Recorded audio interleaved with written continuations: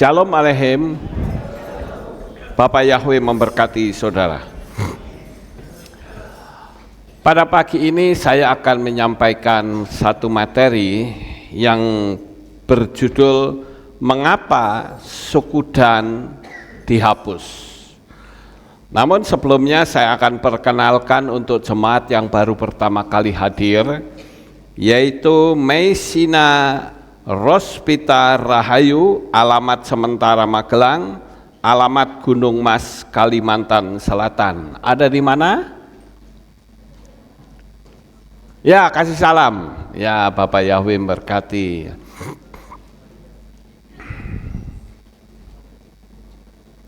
Oke, silakan duduk. Selamat beribadah bersama kami. Bapak Ibu, ada dua kesaksian, namun saya takut waktunya nggak nyampe, sehingga saya akan bacakan di hari Rabu. Nah, kita akan belajar tentang mengapa suku Dan itu dihapus. Kalau suku Dan saja dihapus, kita bisa dihapus, saudara. Jadi ikuti saja kenapa suku Dan ini bisa dihapus. Namun sebelumnya saya akan ceritakan latar belakang dari suku Dan ini. Karena kita melihat di dalam kitab Wahyu atau kitab Gilyahna, itu ada dua suku yang dihapus, saudara, yaitu suku Dan dan suku Efraim. Suku Efraim ini anaknya Yosef, adiknya Manasye, ya. Jadi Efraim menerima berkat anak sulung bukan secara rencana manusia, karena Yakub pada waktu berdoa tangannya disilangkan seperti ini, ya, disilangkan begini. Jadi seharusnya di sini yang yang dapat berkat tangan kanan, yang sini dapat berkat tangan kiri. Tapi karena disilangkan begini, sehingga terbalik, saudara. Jadi kita melihat bahwa kita tahu bahwa Efraim ternyata memang dihapus dari kitab Gilyahna, tetapi diwakili oleh bapaknya. Jadi enggak masalah, itu ada di dalam kitab Yeskiel pasal 37 ayat 16, dan kita tahu doa yang disilang itu ada di dalam Bereshit atau Kejadian 48 ayat 13 sampai 14. Jadi Efraim dan Yosef ini ada dalam kitab Wahyu. Jadi Efraim itu sama dengan Yosef. Jadi adanya Yosef itu berarti di dalamnya ada Efraim. Tetapi saudara, rupa-rupanya apa yang membuat suku Dan itu dihapus? Kita melihat adanya kitab Gilyahna pasal 14, ya. Saya akan bacakan Gilyahna pasal 14 ayat pertama. Dan aku melihat, dan lihatlah anak domba yang di atas bukit Sion, dan bersama dia ada 144.000 orang yang mempunyai nama bapaknya yang tertulis di dahi mereka. Jadi yang selamat itu hanya orang yang di pikirannya itu ada nama bapaknya. Nah, kalau yang tidak menyembah nama Bapa, apakah dia tidak selamat? Tidak selamat, saudara. Mau seberapapun banyaknya, kalau tidak sesuai dengan firman Tuhan, dia tidak akan selamat, ya. Suku Dan itu adalah anak kelima dari ayahnya yang bernama Yakub, dari 12 anaknya. ini adalah memberi hasil dari budaknya Rahel. Jadi begini saudara, Yakub itu mencintai Rahel, tetapi dia dikasihkan sama Leah. Kalau kamu mau kerja sama aku 7 tahun, baru tak kasih Rahel. Nah, akhirnya Yakub setelah 7 tahun bekerja mendapatkan apa yang dia inginkan, yang dia cintai, yaitu Rahel. Tetapi saudara, dengan Rahel ini tidak punya anak, sama sekali nggak punya anak, sehingga pada waktu itu Yakub itu sering pergi ke tempat Leah.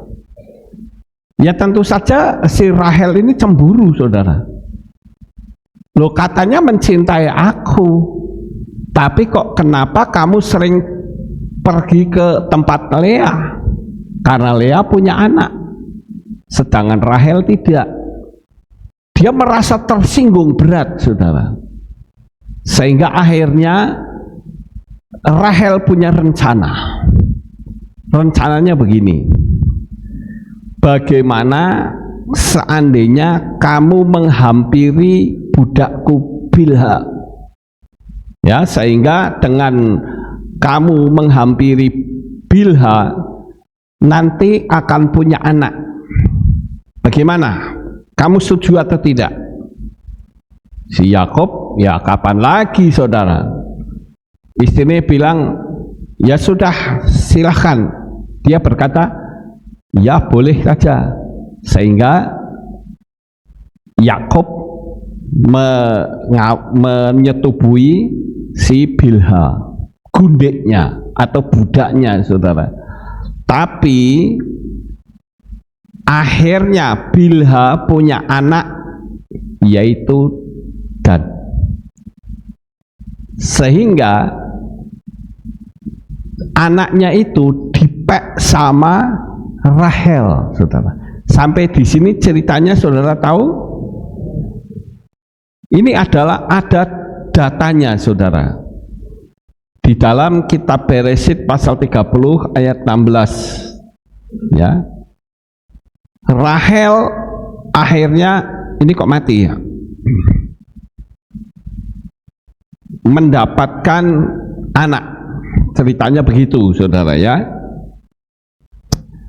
Nah, kita melihat rupa-rupanya Dan ini itu pernah dinubuatkan oleh Mose juga ya. Sekarang saya akan bacakan di dalam kitab Shemot pasal 35 ya, dan ayat 30 sampai 35. Dan berkatalah Mose kepada Bani Israel, sungguh Yahweh telah menunjukkan kepada nama Bezalel anak Uri dari suku Yehuda, dan dia telah memenuhinya dengan roh Elohim, dengan hikmat dan pengertian dan pengetahuan dan segala keterampilannya, dan untuk merancang peralatan guna bekerja dengan emas, dengan perak dan dengan tembaga, dan dalam mengukir batu-batu permata untuk menata, dan dalam mengukir kayu untuk bekerja dengan segala pekerjaan perancangannya. Dan dia telah menaruh di dalam hatinya untuk mengajar ia dan Aholiab anak Ahisamah dan dari suku Dan. Dia telah melimpahi mereka hikmat yang dalam untuk mengerjakan setiap pekerjaan pemahat, dan yang merancang dan merenda berbagai warna dengan benang nila dan dengan benang ungu, dengan benang germisi dan dengan lenan halus, dan yang menyulam melakukan pekerjaan yang merancang segala peralatan. Jadi saudara, Aholiab anak Ahisamah itu dari suku Dan. Ini rupa-rupanya disalahgunakan sehingga suku Dan itu ditolak. Kan suku Dan itu punya kepandaian untuk mengukir batu maupun mengukir kayu. Lalu apa yang dia lakukan? Suku Dan dengan kepandaiannya dia menyalahgunakan, yaitu dia mengukir manusia, ya, sehingga membuat patung berhala, sehingga bangsa Israel menyembah berhala dan membelakangi Tuhan. Di dalam Hakim-Hakim 18 ayat 13 juga ada praktek penyembahan berhala. Salah satu ayat kitab suci menyebutkan tentang suku Dan yang tidak termasuk dalam suku yang akan diselamatkan. Jadi sekali lagi, kalau saudara membaca di dalam kitab Wahyu atau Gilyahna 7 ayat 4 sampai ayat 8, tidak ada suku Dan di situ. Karena suku ini dihapus, saudara. Nah, kalau sampai suku Dan dihapus, berarti secara alam supranatural keselamatan juga terhapus. Jangan sampai kita juga namanya dihapus. Apa yang menyebabkan suku Dan dihapus? Sudah jelas, dia membelakangi Tuhan. Dia membelakangi Yahweh dan tidak menyembah Bapa Yahweh. Nah, saudara, saya ingin sampaikan betapa tragisnya kekristenan di Indonesia. Karena di Indonesia ini sampai ada pemujaan terhadap Allah, kekasih kita dulu, ya, mantan kita, itu hanya ulah satu orang ini, saudara, yaitu Abdullah bin Abdul Qadir Munshi. Ya. Ini sesuatu yang aneh, saudara. Karena apa? Lawang orang Islam kok disuruh menerjemahkan kitab suci? Ya, sesembahannya dia dimasukkan, saudara. Karena dulunya Elohim itu tertulis God. Di Amerika pun kita kalau melihat kata Yahweh di dalam kitab suci sudah diganti God, huruf besar semua. Bahasa Jerman juga begitu, saudara. Sehingga orang berpikir, lah nek God itulah selokan. Mosok nyembah soleh selokan? Ya sudah, karena yang sudah terkenal di Indonesia sekitar 400 tahun itu nama dari sesembahannya dia, sehingga dimasukkanlah nama Allah di dalam kitab suci kita. Kitab suci kita itu sumbernya dari mana, saudara? Dari Israel, dari Ibrani. Lah kok sesembahannya suku Quraisy dimasukkan? Jadi siapa sebetulnya Allah itu? Jadi jauh sekali sebelum Islam datang, bahkan sebelum kekristenan ada di Indonesia, itu pemujaan terhadap Allah sudah ada. Saya akan coba untuk tunjukkan kepada saudara dari berbagai sumber. Ya. Suku Quraisy sebelum datangnya Islam menyembah berbagai berhala. Berhala yang paling terkenal adalah Hubal, Alata, Al-Uzza, Al-Manat, dan banyak sekali yang lain. Ini kalau di Arab itu disebut zaman jahiliyah, zaman kebodohan. Bahkan orang-orang Arab pada waktu itu khususnya suku Jurhum, suku Nabatean, suku Quraisy itu nyembahnya Allah, saudara. Karena itu sesembahannya suku Quraisy. Ya. Jadi kata Allah itu sendiri kalau nggak ada suku Quraisy nggak mungkin ada. Tapi karena adanya suku Quraisy, kata Allah, Alata, Al-Uzza, Al-Mana, Al-Hubal itu adalah kerabat. Ada istri, anak, menantu dan sebagainya. Nah, pada waktu Muhammad itu menghapus penyembahan berhala, itu semua dibantai, saudara. Sehingga dia mengatakan lam yalid walam yulad, bahwa Allah itu tidak beranak dan tidak diperanakkan. Itu bukan nyinggung Kristen, saudara, yaitu karena si Allah itu tadinya punya anak, punya menantu dan sebagainya. Nah, orang-orang suku Jurhum, ya, kemudian yang namanya Amir, itu juga pada waktu dia mau berdagang ke Damsyik, dia mesti menyembah dewa Allah dulu, saudara. Bahkan bukan cuman itu, zaman jahiliyah itu ngeri sekali. Pemujaan terhadap pohon-pohon, terhadap malaikat-malaikat juga dilaksanakan. Nah, ini sumber dari bermacam-macam, saudara. Sekarang adalah merupakan era informasi. Jadi saudara bisa mencari informasi sebanyak-banyaknya di internet bahwa Allah itu sebetulnya adalah nama dewa bulan, saudara. Sesembahannya suku Quraisy, ya. Nah, ini patungnya, saudara.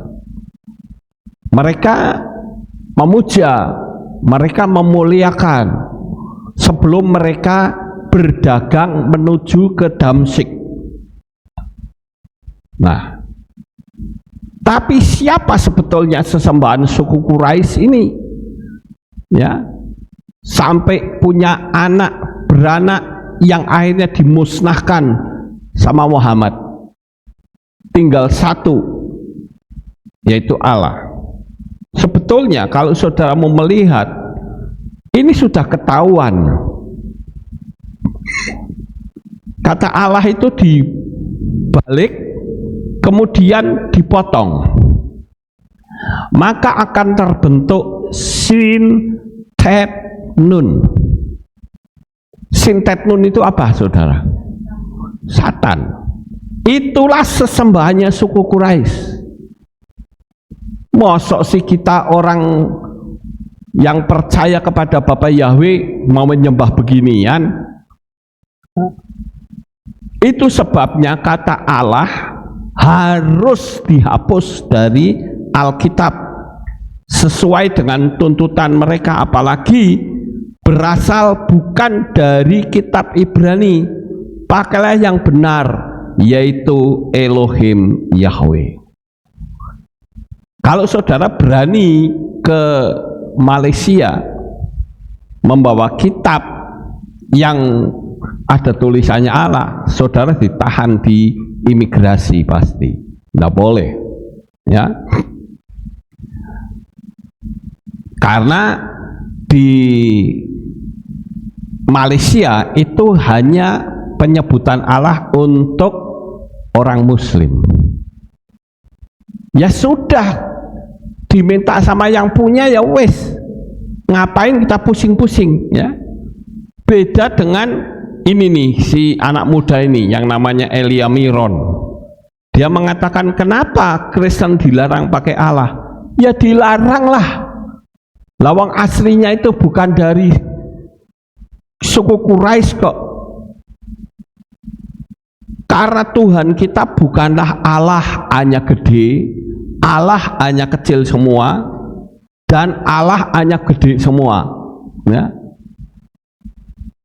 Tetapi Yahweh itu adalah nama Tuhan kita.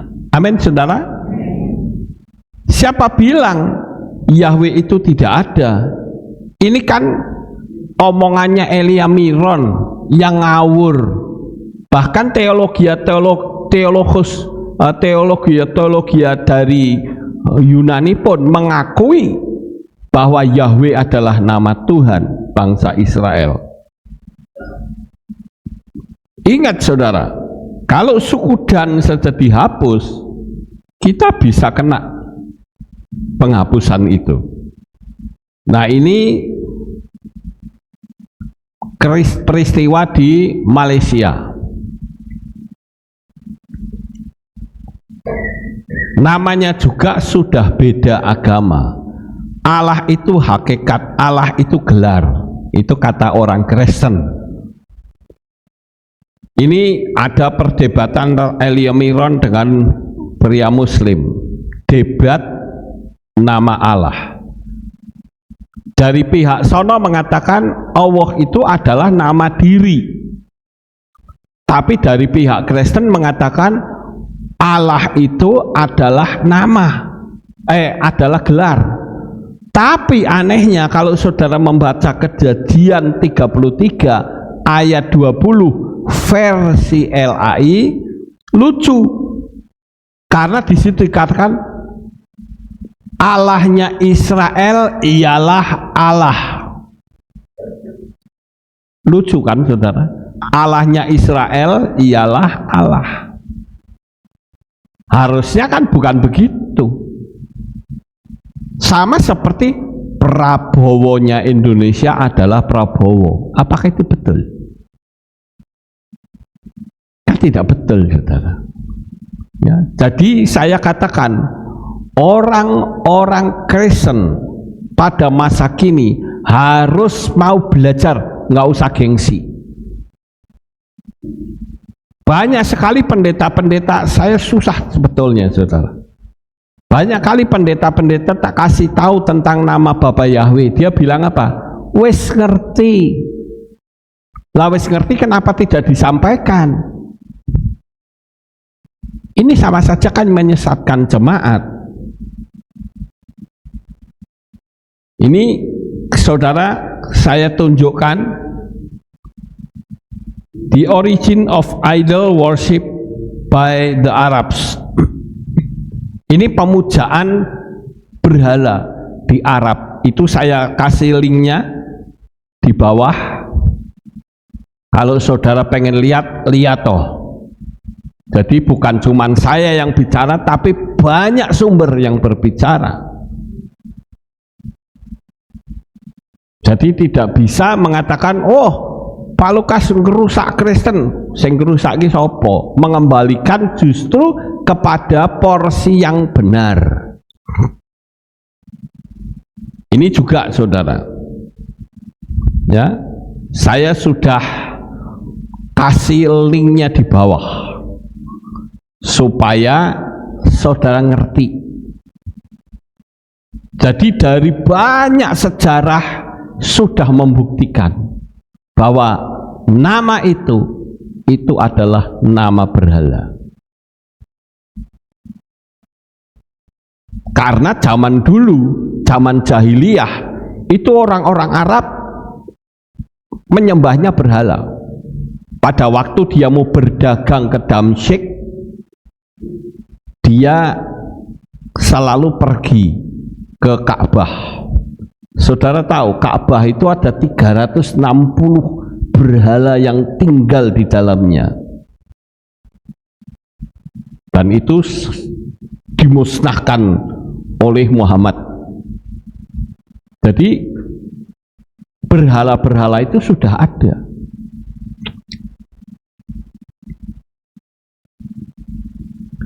Terlepas dari banyaknya sejarah tentang zaman jahiliyah yang kita kritisi, sing gampang saja, yaitu tentang nama. Siapa sesembahan suku Quraisy, suku Nabatean, suku Jurhum, kemudian Sakif, kemudian Amir bin Lubai dari suku Uzza, dan itu mengalami kehancuran saat Islam datang, yaitu tahun 630. Semua berhala itu dimusnahkan, saudara. Mungkin saudara akan berkata, Pak Lukas aku ngerti, itu sudah 20 tahun yang lalu, betul. Tapi ingat saudara, ini streaming dan ini ditonton seluruh dunia supaya dunia tahu bahwa sesembahan kita itu bernama Yahweh.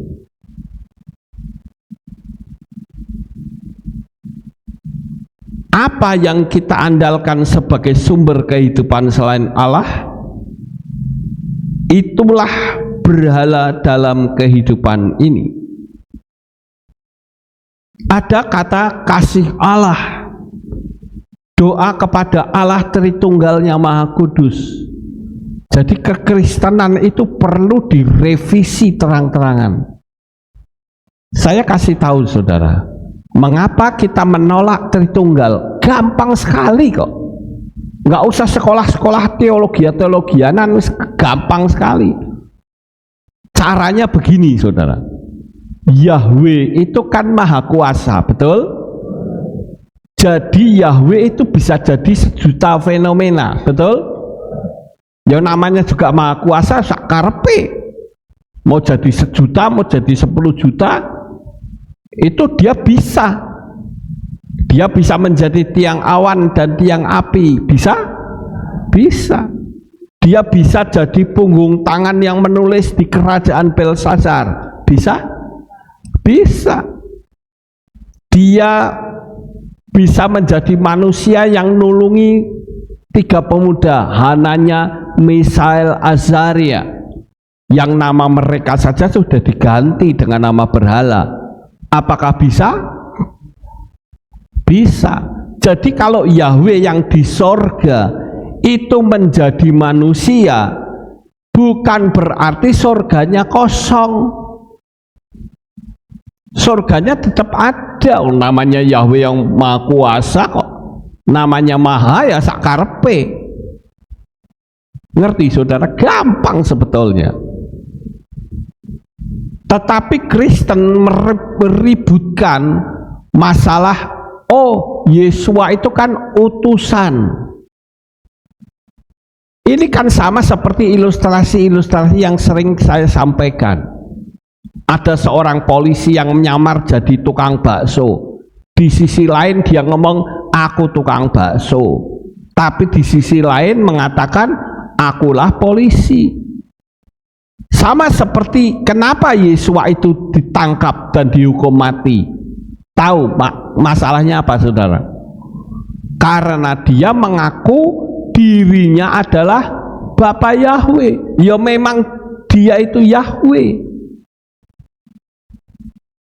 Dikatakan dalam kitab suci, kamu akan mati dalam dosamu jikalau kamu tidak percaya bahwa akulah dia. Itu yang membuat Yesua dihukum mati. Sama seperti saya misalnya, hari ini saya mengatakan, saudara tahu nggak saya ini nabi ke-26 apa 27, ngamuk seluruh orang. Sama seperti Yesua. Jadi kita mesti ngerti saudara.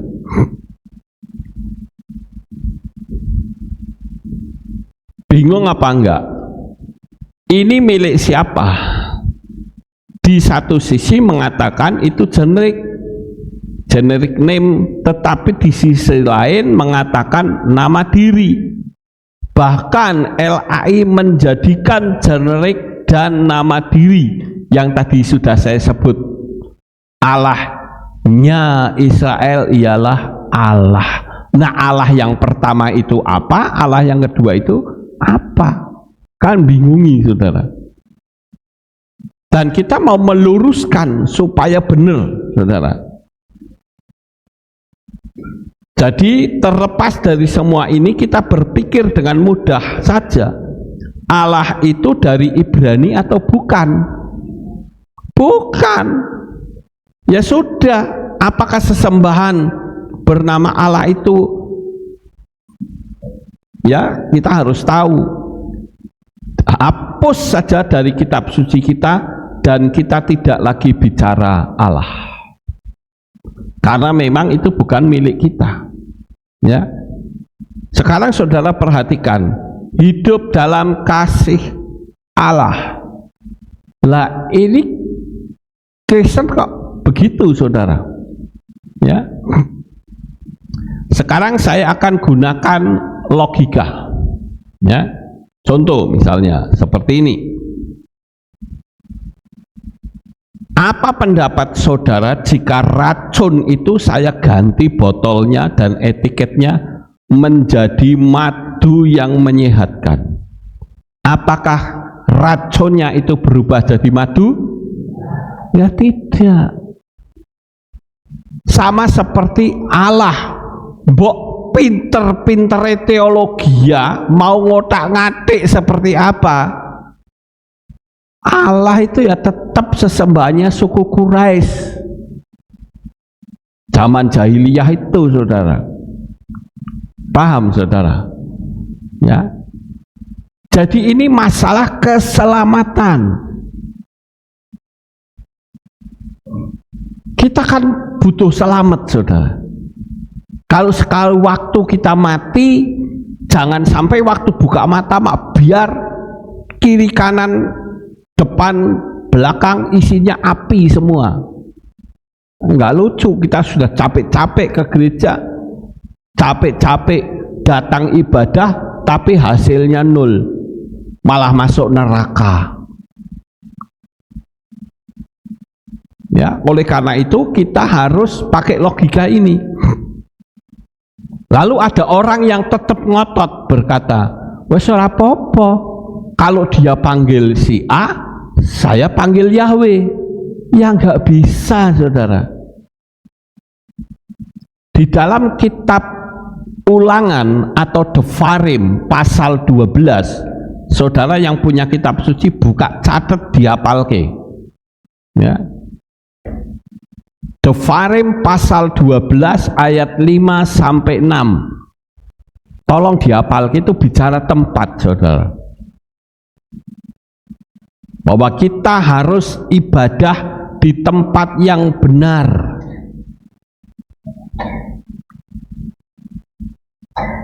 Saudara mesti ngerti itu. 5 dan 6 disambung 12 dan 13. 13 dan 14 di kitab Devarim pasal 12. Dan firman Tuhan mengatakan, ada jalan yang disangka lurus tetapi ujungnya menuju maut. Kalau kita nggak ngerti, keblusuk, saudara. Saya ingin sampaikan ini supaya saudara tidak keblusuk. Ada orang yang merasa enjoy ibadah di tempat seperti itu. Kenapa pendeta-pendeta yang ngerti nama Yahweh tidak mau ganti? Karena dia takut jemaatnya lari. Coba seandainya dalam satu gereja sudah ngerti nama Yahweh dan mereka berani keluar, pendetanya mesti ketakutan, saudara. Tapi karena tidak mau keluar, ya pendetanya enak-enakan, sampai naik dewe. Betul tidak, saudara? Saya katakan ini dasar, sangat basic sekali. Nama untuk alasan apapun tidak boleh dirubah. Kata Andi saja, Y diganti I, itu bermasalah. Andi N-nya 1 dan N-nya 2 juga bermasalah. Jadi saudara mesti ngerti ini.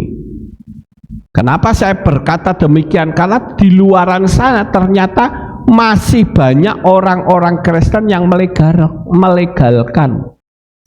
Ora apa-apa lah, karena pacarku ada di situ, karena anakku ada di situ, karena istriku ada di situ. Ora apa-apa, dia bahkan ya ndak mati kok. Ya saya katakan tidak mati. Saudara teriak, aku anti Tuhan, itu pun nggak mati, nggak langsung mati. Tapi ketika urusanmu di dunia ini sudah selesai, nggak bisa masuk surga atau samayim, karena surga itu milik Bapa Yahweh. Terserah percaya atau tidak, memang itu faktanya. Ya saudara-saudara, ini pakai logika. Kita harus ke tempat yang benar. Sekarang saya mau tanya, ini pakai logika lagi saudara, pakai logika. Kalau seluruh kehilat ini kan banyak sekali orangnya. Nah sekarang kalau ada 5 orang aja yang main judi, yang ada di dalam ruangan ini kena enggak? Kena, saudara. Dianggap Anda mendukung. Ya. Karena dianggap mendukung, masuk penjara semua. Itu baru hukum dunia. Lah nek hukum surga gimana? Ya. Ini kan mengerikan sekali, saudara. Saya bikin logika kedua. Dulu tahun 65 ada namanya PKI. Dan PKI itu punya subpartai namanya Baperki. Baperki itu suka bikin kegiatan drum band.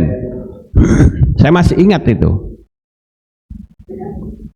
Dan untuk kegiatan drum band itu Baperki minta sumbangan dana ke toko-toko.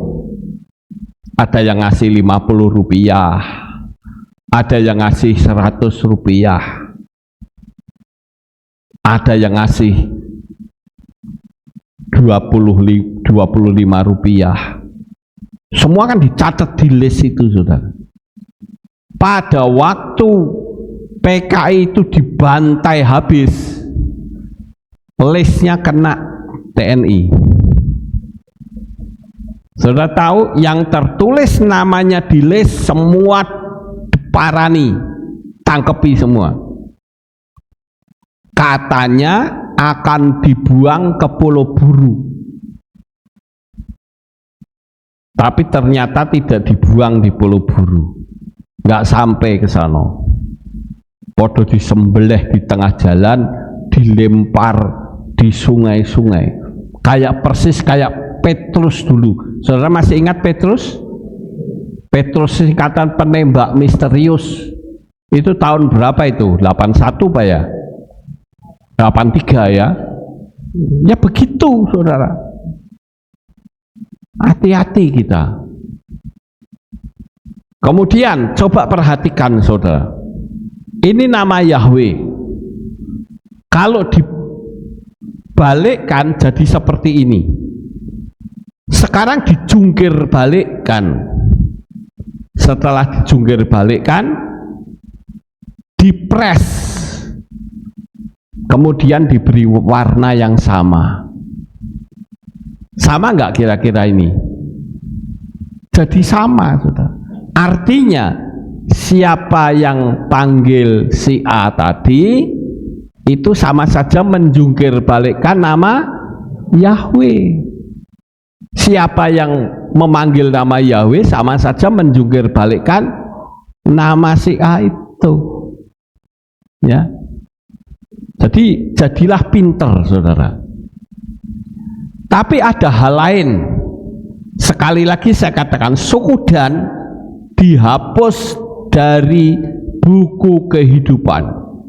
Kita pun kalau menyembahnya salah, dihapus atau tidak? Pasti dihapus. Jangan saudara berpikir soal apa-apa lah bojoku ya nang kono kok nang gereja A. Ya, suami atau istriku ada di sana, wis ikut saja ke sana. Buktinya ya mereka nggak apa-apa, ya nggak apa-apa. Tapi nanti kalau mati urusannya jadi beda. Ini masalah basic sekali, saudara. Jangan sampai kita itu dituntut di kursi pengadilan. Pada waktu kita di hadapan di kursi pengadilan, spirit itu akan mengatakan, Tuhan, orang ini milik saya loh Tuhan, karena dia dulu dibaptis, dimeterai atas nama saya. Bukankah engkau sendiri yang berkata, apa yang kau ikat di bumi akan terikat di Samayim, apa yang kau lepas di bumi akan terlepas di Samayim. Lah dulu kita diikat dalam baptisan nama siapa?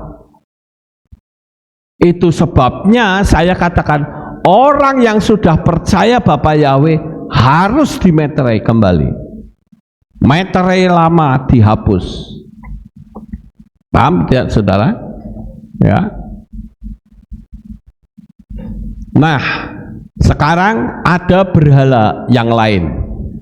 Ini berhala yang berubah wujud.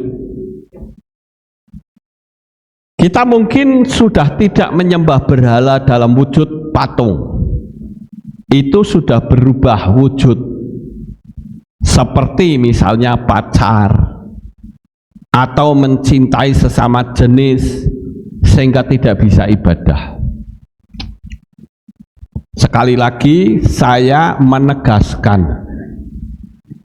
saya sudah menegaskan, tidak boleh jemaat Aleph Tau Yanto dengan Jono saling bercinta. Betul saudara, saya tidak setuju. Tapi kalau saya ngomong kayak gini di Amerika bahaya. Karena di Amerika yang berani pendeta tidak memberkati si Yanto dan Jono tadi masuk penjara, gerejanya ditutup. Saya kapan waktu itu, hari Rabu Pak ya kalau nggak salah, saya sudah menyampaikan. Sekarang ini aneh-aneh. Ada yang orang kawin dengan anjing, ada yang kawin dengan kambing, bahkan ada yang kawin dengan genderuwo. Wah, aneh-aneh sekarang. Saya dulu mengatakan, mana ada kelinci laki kawin dengan kelinci laki, ya perang pedang. Tapi sekarang sudah terbukti, sudah. Kelinci sama ayam ada, saudara. Tempat tidak saya taruh di sini. Juga jangan sampai saudara yang mungkin umurnya sudah tua, maaf ya, yang umurnya sudah tua, lalu mengatakan, oh sakura payu-payu, kok aku ada yang suka, sakarpe lah, sing penting aku payu, yang penting aku laku. Sehingga dipaksa oleh pacarnya jangan mau ibadah. Ya wes lah, daripada aku jadi jomblo abadi, lebih baik saya tak sama dia, meninggalkan ibadah. Sama atau tidak saudara menyembah berhala? Sama. Pacar juga bisa jadi berhala, suami juga bisa jadi berhala, istri juga bisa jadi berhala, mencintai sesama jenis juga bisa jadi berhala. Hati-hati saudara. Samalah kalau saya mengatakan orang Batak sama orang Batak pasti akan punya anak namanya Batak juga, kan begitu saudara. Ini saya kembali lagi ke A tadi ya.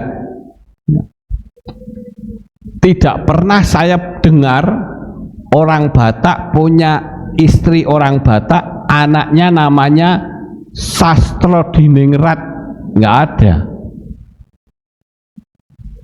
Ini perlu saudara ketahui, ya. Ini berarti berhala yang bisa berubah wujud. Sekarang saya kasih tahu lagi, yang kedua.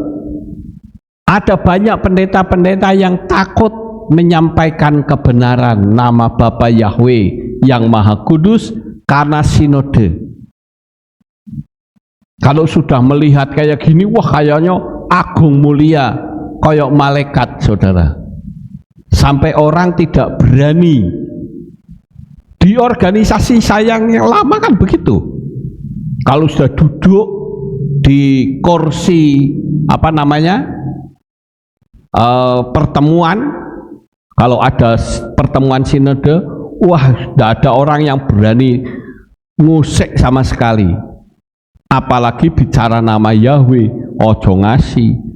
Mereka ketakutan. Tapi saat itu saya katakan, ini tidak benar, harus diluruskan. Ngamuk, saudara. Nah, saya diamuk pendeta ya tidak masalah. Jangan sampai takut memberitakan nama Yahweh karena kedudukan. Lah nek aku memanggil nama Yahweh, lah kedudukanku jadi pendeta lah hilang. Suruh jemaat mengerti nama Yahweh. Ya, kalau ngerti, keluar dari organisasi gereja yang tidak memanggil nama Bapa. Bisa bergabung di KPI. Ya. Tapi saya ingin supaya orang-orang itu kiblatnya bukan kepada sinode. Sekalipun sinode itu melarang, kalau itu sesuai dengan firman Tuhan, harus dijalankan. Ini adalah berhala yang berubah wujud. Jangan sampai melihat kayak begitu, walah ketakutan semua. Kayaknya agung mulia duduknya saja bergenggeng kayak begini. Sekarang yang lain, apalagi hobi. Hobi itu juga bisa jadi berhala, saudara. Hobi mancing, hobi nembak, hobi badminton, hobi renang, hobi burung, bisa jadi berhala yang berubah wujud. Bukan berarti saya mengatakan saudara tidak boleh punya hobi, boleh saja. Mau mancing silahkan. Nek kurang-kurangnya mancing pakai senar supaya dapatnya lebih besar, pakai rantai sisan, ya, dan dapat besar. Enggak masalah, saudara. Tapi kalau sampai karena hobi mancing meninggalkan ibadah, itu bahaya. Kira-kira orang yang punya hobi sampai meninggalkan ibadah ada enggak? Wah, banyak. Bukan ada lagi, banyak, saudara. Saya juga dulu hobi nembak. Tapi saya sadar kalau nembak itu, kalau sampai jam ibadah saya tidak ibadah, itu bahaya. Apalagi dulu saya pernah mau dikeroyok sama monyet, ya, karena saya kan nembakkan pakai senapan 4,5, tapi sudah saya modif buat nembak orang bisa mati karena pakai peluru tajam, bukan peluru gotri, itu bukan peluru tajam yang belakangnya ada kewir-kewirnya itu. Pada waktu saya siap untuk membidik, wah, monyet-monyet banyak turun semua. Akhirnya sudah tak tembak, melayu, ya. Sampai seperti itu loh, saudara. Senangnya punya hobi. Terus badminton juga, ya. Renang, terus hobi burung. Itu bisa jadi masalah. Bisa jadi berhala yang berubah wujud. Sekarang apalagi berhala yang berubah wujud ini, kira-kira kesibukan bisnis. Siapa yang menjadikan bisnis kita maju? Bapak Yahweh. Tapi ada orang yang karena bisnisnya maju jadi semakin jauh dari Bapak Yahweh, disebul habis, saudara. Gak main-main, saudara. Ini adalah berhala yang berubah wujud. Saya ingin jemaat di Aleph Tau ini menjadi jemaat yang pintar-pintar. Amin. Bukan saja pintar, tapi dia ngerti taktis sekali. Wah, ini berhala ini saya sudah memberhalakan bisnis saya. Hati-hati, saudara. Bukan berarti orang bisnis tidak boleh. Boleh saja. Bahkan ayat firman Tuhan mengatakan, kalau kamu tidak bekerja janganlah makan. Tapi kalau sampai kita lupa segalanya dalam bisnis, bahaya sekali. Saya kisahkan satu kisah yang pernah saya sampaikan, tapi nggak ada salahnya kalau saya ulang agar saudara ingat. Ada seorang cincin yang dulunya ngajar sekolah minggu, nyebrang-nyebrangkan anak, ngajar sekolah minggu. Dia berdoa, Tuhan berilah supaya usaha saya maju betul saudara. Tokonya rame, pesat luar biasa. Tapi pada waktu ramenya luar biasa, dia meninggalkan Tuhan. Dibesuk pendetanya yang nggak mau datang, dibesuk teman-temannya yang nggak mau datang. Alasannya apa? Lah bisnisku kan bisa tutup kayak kalau kebaktian saya harus datang. Lalu sekali waktu si Inci ini mendapatkan penyakit kanker, saudara. Dan apa yang terjadi? Dia mendapatkan penglihatan. Dia berdiri di kota emas. Dan lantainya itu berlapis-lapis. Indah sekali. Saya pernah membesuk orang ini. Saya katakan, Cik, dulu pada waktu mendapat penglihatan itu kota emas koyo opo.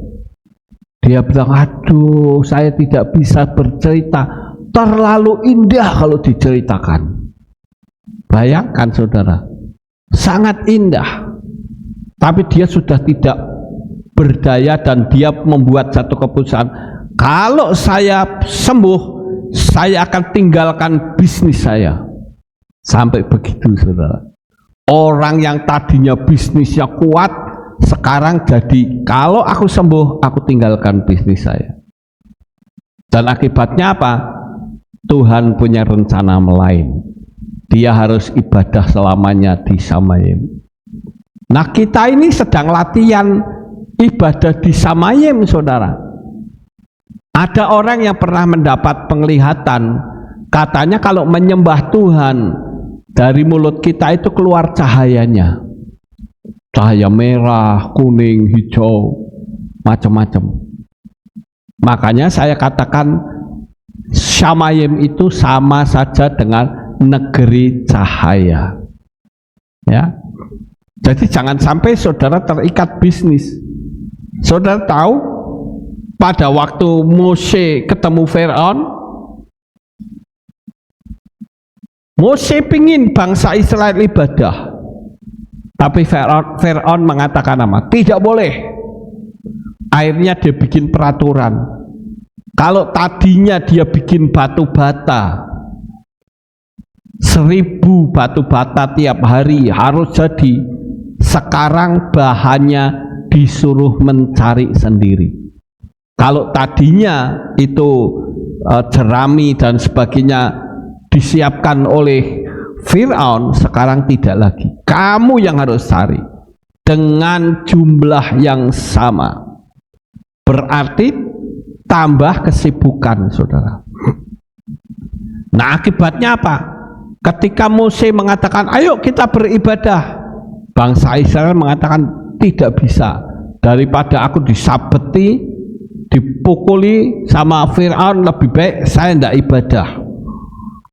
Ngeri bukan saudara? Akibat bisnis bisa membuat orang jauh dari Tuhan. Tapi hari ini saya katakan, sepenting apapun bisnismu, nomor satukan Tuhan lebih dari segala-galanya. Kemudian kelima, berhala bisa berubah wujud, yaitu manusia yang jadi idola. Saudara tahu berhala itu bahasa Ibraninya bahasa Inggrisnya apa? Idol. Idol itu sama dengan idola. Kalau tidak ada aku, ya aku tidak mau ibadah. Kalau tidak ada dia, aku tidak mau ibadah. Jangan mengidolakan kita. Bahkan saya katakan, jangan mengidolakan pendeta saudara. Termasuk Lukas itu tidak boleh diidolakan. Kalau sekali mengidolakan pribadi manusia, saudara pasti akan kecewa, dan bukan kecewa saja, tetapi saudara akan jauh dari Tuhan karena sudah menjadikan manusia sebagai berhala. Hati-hati saudara.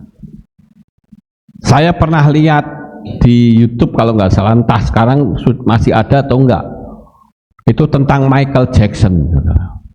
Michael Jackson tuh jadi idolanya cewek-cewek. Kalau dia keluar, wah, perempuan-perempuan pada histeris, luar biasa histeris.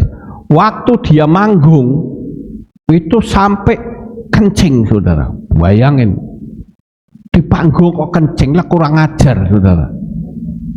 Kencing, air kencingnya buat raup piye saudara. Orang sudah kehilangan logika sama sekali.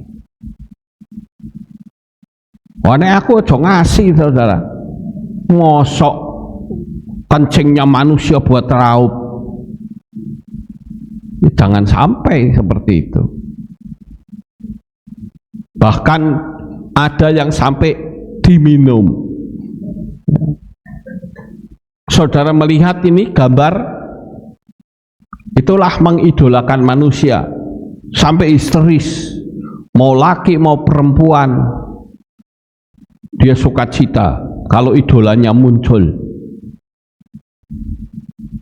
Sekarang dua yang lain lagi, yaitu barang atau benda yang disukai seperti Tuhan, misalnya rumah, gelang, mobil, motor, pedang, akik, dan lain-lain. Saudara tahu itu pedang samurai tombol 5? Siapa yang pernah lihat? Angkat tangan. Yang pernah lihat? Loh itu.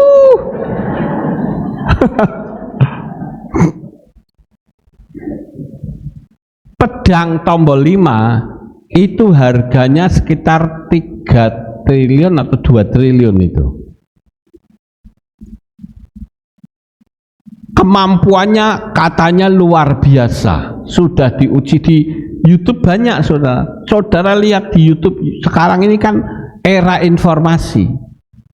Kalau pedang tombolnya satu dipencet keluarnya segini, dipencet tombol kedua lebih panjang, sampai tombol kelima panjang sekali. Tapi letoy saudara. Lawang pedang letoy kok disenengi. Katanya hebat ini Pak Lukas, bisa motong paku, cuma disret pakunya putus. Lah nek motong paku yang nggo geraji to, kan bisa juga. Geraji harganya nggak seberapa. Ya, ini 2 triliun.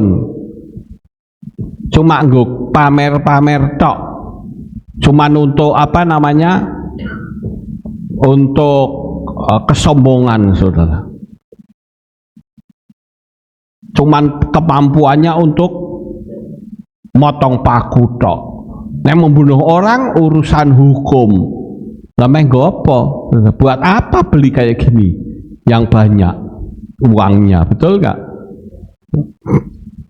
Itu kalau saya, tapi kan banyak orang yang nggak peduli saudara. Ya.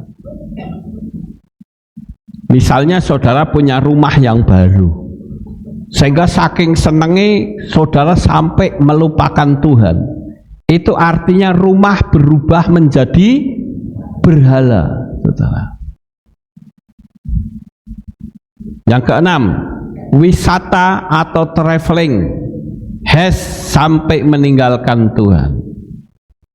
Saya lihat di Facebook Ada orang-orang, saya nggak sebut namanya, kalau dia foto, mesti fotonya kemana-mana, ke luar negeri,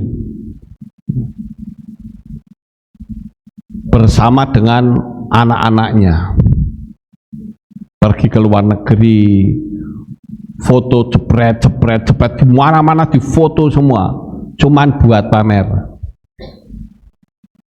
bahwa aku pernah ke sini, aku pernah ke situ. Tapi apakah objeknya bisa dibawa pulang? Enggak bisa, cuman pamer tok. Aku pernah pergi ke sini, aku pernah pergi ke sana.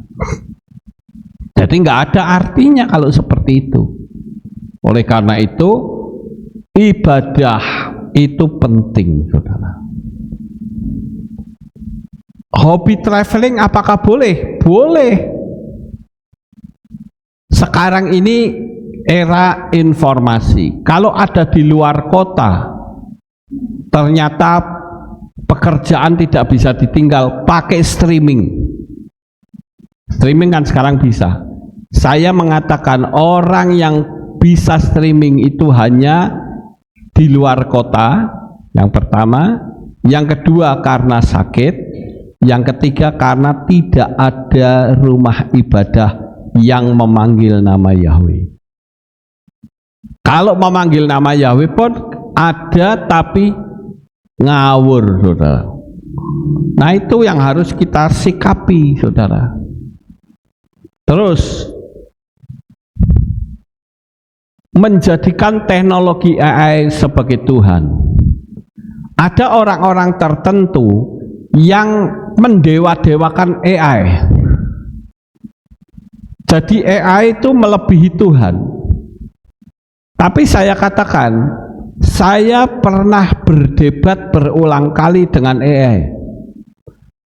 Dan saya bukan sombong, AI kalah tentang nama Yahweh.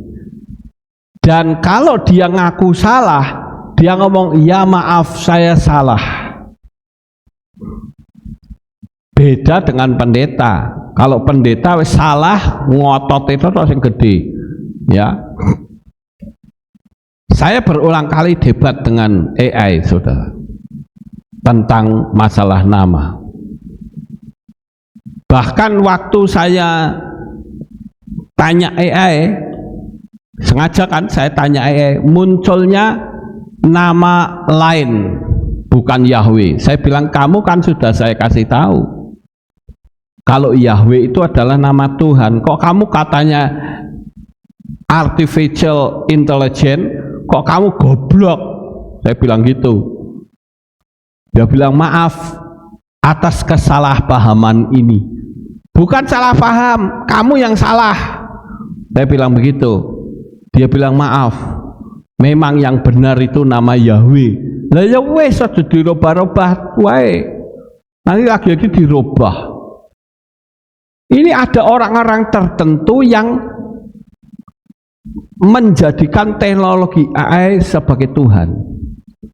Sekarang bagaimana tidak orang bersukacita melihat robot petani. Sekarang sudah ada. Ada lagi robot tukang cukur. Sudah ada. Di China sendiri itu sudah bukan 4G atau generasi keempat, tapi berapa saudara? 10G sekarang sudah keluar, generasi ke-10. Dan jangan kok generasi ke-10, generasi ke-6 saja, 6G itu sudah bisa mengoperasi orang jarak jauh. Jadi kalau misalkan saya dokter, ya, saya pergi ke luar kota, ada pasien mau dioperasi, suruh aja tiduran, saya operasi dari jarak jauh, itu sudah bisa. Nah untuk 10G operasinya tanpa dokter. Ayo, sekarang profesi dokter kan bahaya, saudara.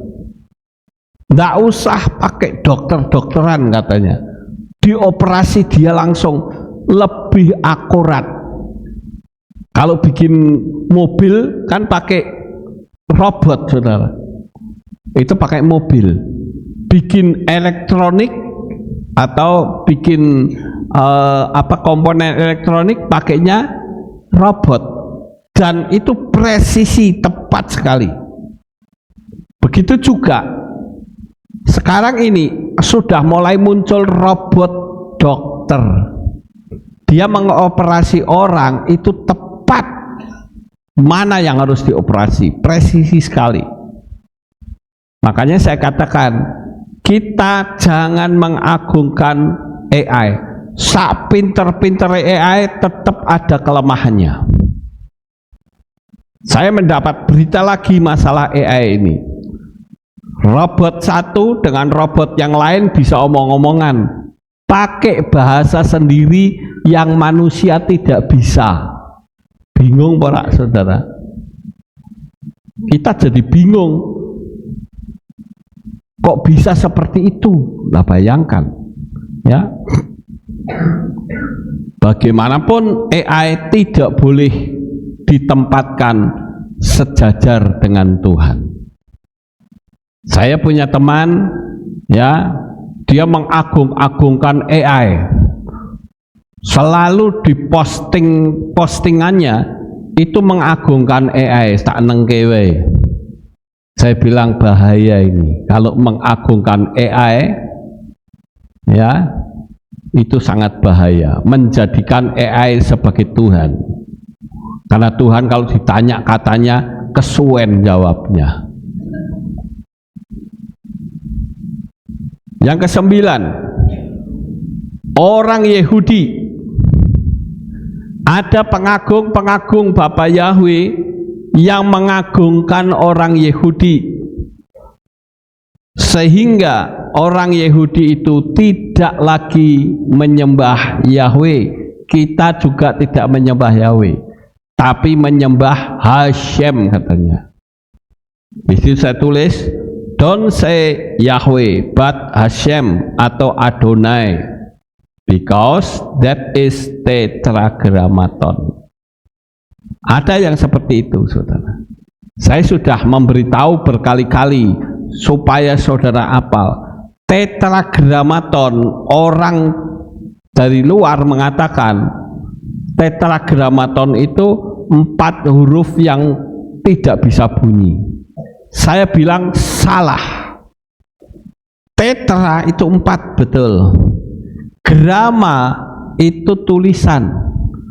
Ton itu artinya bunyi. Jadi 4 huruf yang bisa bunyi. Kalau 4 huruf tidak bunyi berarti tetragrama anton. An-nya itu adalah tidak. Seperti misalnya kata unlimited, artinya tidak terbatas. Untouchable, tidak terjamah. Kata an itu tidak.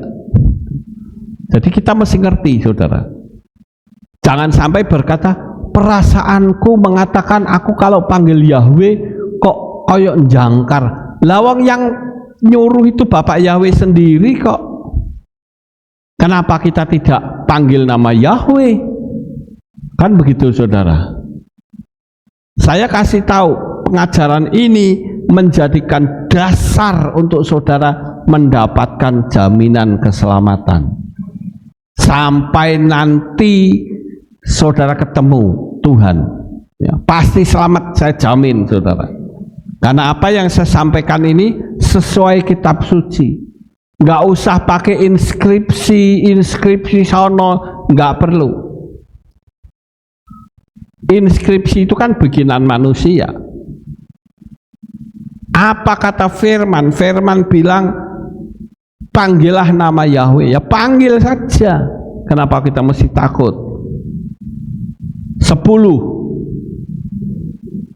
Juga hambatan lain seperti ancaman dari pendeta karena fasilitas. Saya waktu yang lalu terus terang bicara dengan pendeta yang saya beritakan nama Yahweh, dia bilang saya sudah tahu Pak Lukas. Tapi kalau saya memberitakan, saya bisa diusir, saya bisa ditarik fasilitasnya. Saya bilang diusir ya nggak apa-apa. Kita kan bukan cari uang, kita cari supaya jemaat itu selamat. Jangan main-main dengan nama. Dia bilang saya belum sampai ke imannya Pak Lukas katanya. Ya bukan masalah imannya dan lain sebagainya. Kita yakin nggak kalau Yahweh itu adalah nama yang benar? Ada lagi yang mempelesetkan dengan Hashem dan sebagainya. Kemudian ada juga hambatan lain, yaitu oknum intoleran. Sekarang sedang ramai di Jawa Barat, oknum intoleran. Itu orang-orang yang merusak villa, itu semua kena. Saya dengar lagi di Surabaya akan dibikin, siapa yang berani menutup rumah ibadah langsung dipenjarakan. Wah, itu bagus sekali, saudara. Bagus sekali. Jadi kita boleh tidak setuju, tapi bukan berarti harus merusak. Saya dengan Pak Yakob itu kembar, tapi ada beda pendapat. Kalau beda pendapat, ya apakah harus musuhan? Kan tidak, saudara. Kita harus saling mengasihi. Begitu juga, saudara. Ya, saya ingin agar supaya kita benar-benar ada dalam kasih dan kemuliaan Tuhan. Waktunya sudah tidak lama, saudara. Saya memberitahu, rumahmu nanti yang nempati orang lain. Saya katakan, loh kok bisa? Ya kalau sudah pengangkatan, kita pengen diangkat apa enggak? Pengen. Nah, omahe piye? Dibawa apa enggak? Tinggal, saudara. Uang saudara mau dibawa apa tidak? Tidak, tinggal semua, tinggal. Warisan-warisan pun tinggal semua. Kita sudah bersama dengan Bapak Yahweh di Samayim. Kecuali saudara pengen nikmati, nggak apa-apa. Tapi ada syaratnya, yaitu jadi anggota mata satu. Jadi anggota mata satu aman, tapi tidak aman di mata Tuhan, saudara. Yang jelas saya sudah sampaikan hal ini. Hati-hati kita, jangan sampai misalnya nggak sependapat dengan saudara yang ada di sini, terus aku tak metu, tak ibadah ke tempat lain. Yang disembah siapa, saudara? Kalau saya lebih baik ibadah di rumah, itu lebih gentleman daripada ibadah di tempat yang salah. Saya ingin kita semakin lama semakin rukun, semakin dekat satu dengan yang lain, agar supaya nanti pada waktu terjadi rapture, kita semua akan terangkat dan seluruh kehilat ini tidak ada satupun yang ketinggalan. Bayangkan saja waktu rapture, kehilat ini kosong melompong, tidak ada orangnya, karena semua terangkat. Betapa bahagianya saya, ya. Karena apa? Karena semua sudah diselamatkan Tuhan. Oleh karena itu sekali lagi saya sampaikan kepada saudara agar jangan sampai, kalau dulu suku Dan itu dihapus karena menyembah berhala, kita pun bisa dihapus karena memberhalakan sesuatu. Saya sudah sampaikan, kiranya Bapak Yahweh senantiasa memberkati saudara. Amin. Firman Tuhan, sukses besar untuk saudara. Kita berdoa. Kami mengucapkan syukur dan terima kasih Bapak Yahweh. Pada malam, pada pagi ini kami serahkan semuanya di dalam tangan-Mu. Biarlah jemaat-Mu semakin paham akan firman-Mu, sehingga jemaat-Mu bisa lebih berhati-hati. Kami bukan mau beragama, tapi kami mau keselamatan Tuhan. Terima kasih Bapa. Teman-teman kami yang sudah menjadi pendeta, Tuhan ketuk hati mereka supaya mereka mau memanggil nama Bapa dengan benar. Terima kasih Bapa Yahweh. Di dalam nama Adonai Yeshua HaMashiach kami sudah berdoa. Amin. Haleluya. Ada pengumuman? Ya. Shalom saudara, berjumpa kembali di Aleph Tau Update News. Berikut kami sampaikan pengumuman untuk minggu ini. Akan dilangsungkan pemberkatan perkawinan pasangan Mike. Shalom saudara, berjumpa kembali di Aleph Tau Update News. Berikut kami sampaikan pengumuman untuk minggu ini. Akan dilangsungkan pemberkatan perkawinan pasangan Michael Chandra Darmawan Saputra dengan Yohana Vindi Elena Pris pada hari Jumat 25 Juli 2025 pukul 4 sore di Balkondes Wanurjo. Pengumuman ini disampaikan hanya sebagai informasi. Mengajak seluruh pelayan Tuhan dari semua divisi untuk bersama-sama hadir dalam doa pelayan setiap hari Senin pukul 6 sore di Kehilat. Amin. Mari bersama-sama tetap nyalakan pengumuman tambahan saudara. Mohon dukungan doa untuk Yusti Tondiarung. Ini dia ikuti streaming. Minta dukungan doa dari Papi Lukas bersama seluruh mempelainya. Badan saya sebelah kiri sewaktu-waktu kram, dan itu terjadi dalam kondisi dan waktu tertentu. Dari Toraja Utara, Kecamatan Batepao, Kabupaten Sulawesi Selatan. Kita bersama-sama berdoa untuk Yusti Tondiarung, sekaligus kita tutup di dalam doa. Mari saudara kita bangkit berdiri, kita akan tutup di dalam doa. Bapa Yahweh, kami datang menghampiri Engkau. Selesai sudah ibadah kami, dan sebelum pulang kami berdoa secara khusus ya Tuhan untuk Yusti Tondiarung yang ada di Toraja, yang saat ini sedang sakit. Tuhan, kami datang kepadamu bersama seluruh mempelai kekasih-Mu yang ada di tempat ini. Kami berdoa supaya Bapa Yahweh memberikan kesembuhan kepadanya, agar sampai badannya bisa sehat kembali. Tuhan tolong, kalau badannya sering kram, Tuhan jamah. Kami berdoa sekalipun kami memiliki jarak yang cukup jauh, tetapi kami percaya kondisi keadaan alam roh itu tidak berjarak. Kami mengikat segala kuasa sakit penyakit yang ada di dalam tubuhnya. Kami tolak di dalam nama Adonai Yeshua HaMashiach. Kami serahkan ya Tuhan untuk kekasih-Mu ini, Yusti Tondiarung, di dalam tangan Tuhan. Kami percaya Engkau memberikan kesembuhan kepadanya.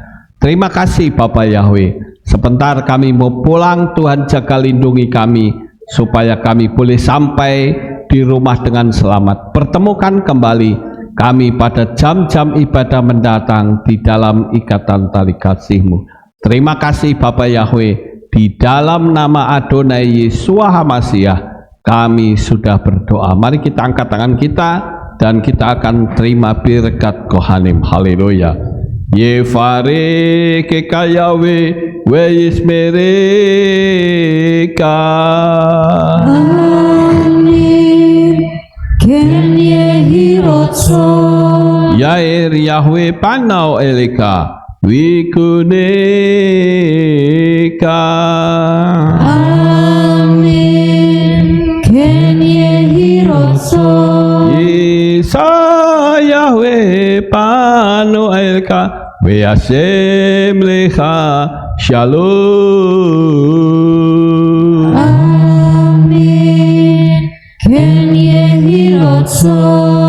Baruk atapa air ufaruk atapa sadeh. Diberkatilah engkau di kota dan diberkatilah engkau di ladang. Amin. Baruk peripit nekha ufri atmat ka ufri fahim teka shikar alapeka Westerotsonika, diberkatilah buah kandunganmu, diberkati hasil bumimu, hasil ternakmu, anak-anak lembumu dan anak-anak dombamu. Amin. Baruk tan aka umi syartika, diberkatilah bakulmu dan tempat adonanmu. Amin. Baruk ata bawaika ufaruk ata petseteka, diberkatilah engkau pada waktu masuk dan diberkatilah engkau pada waktu keluar. Amin. Baruk ata Yahweh Elohenu meleka olam, Beshem Yeshua Hamasya wa Ruach HaKodes, Kile olam faed. Kami sudah berdoa dan mengucap syukur. Haleluya. Amin. Amin.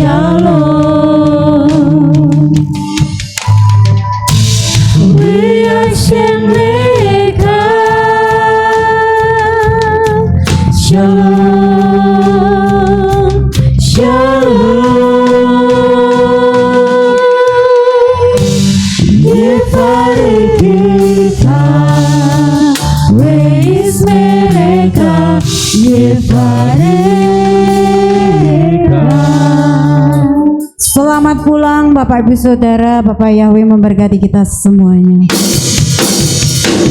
Pak Yahweh yang Maha Kuasa, terima kasih atas kehadiran Bapak Ibu Saudara sekalian dalam ibadah bersama kami di Kehilat Alef Tau Magelang. Doa saya Bapak Yahweh memberkati dengan kesehatan yang sempurna, damai sejahtera dan berkat materi yang semakin melimpah. Kami menunggu kembali kehadiran Bapak Ibu Saudara sekalian pada jam yang tersedia. Hari Sabat jam 5 pagi, hari Minggu jam 6 pagi, hari Rabu jam 6 sore. Siap sedialah sebagai mempelai Hamasya untuk menyambut kehadiran mempelai pria kita, yaitu Adonai Yeshua Hamasya di awan-awan yang permai. Amin lehitraot. Shalom, sampai jumpa kembali.